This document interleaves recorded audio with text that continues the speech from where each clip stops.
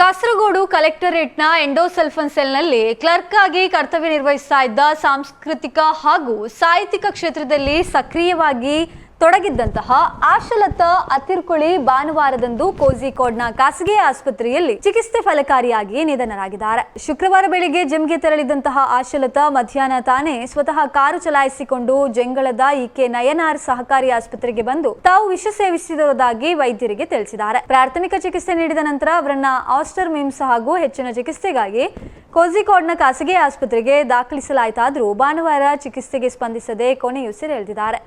ಆಶಲತಾ ಅವರ ಸಾವು ಸಹೋದ್ಯೋಗಿಗಳಿಗೆ ಹಾಗೂ ಬಂಧುಗಳಿಗೆ ತೀವ್ರ ಆಘಾತವನ್ನ ತಂದಿದೆ.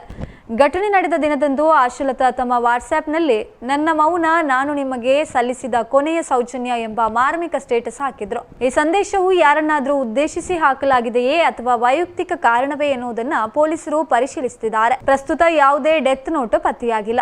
ಎಂಎ ಮತ್ತು ಬಿಎಡ್ ಪದವೀಧರೆಯಾಗಿದ್ದ ಆಶಲತಾ ಕಲೆಕ್ಟರೇಟ್ ರೀಡಿಂಗ್ ಕ್ಲಬ್ನ ಅಧ್ಯಕ್ಷರಾಗಿದ್ರು. ಕತೆ ಹೇಳುವಿಕೆ ಮತ್ತು ಏಕಪಾತ್ರ ಅಭಿನಯ ಸ್ಪರ್ಧೆಗಳಲ್ಲಿ ರಾಜ್ಯ ಮಟ್ಟದ ಬಹುಮಾನವನ್ನ ಗೆದ್ದಿದ್ದ ಇವರು ಸಿಪಿಎಂ ಸಂಯೋಜಿತ ಎನ್ಜಿಒ ಒಕ್ಕೂಟದಲ್ಲೂ ಸಕ್ರಿಯರಾಗಿದ್ರು.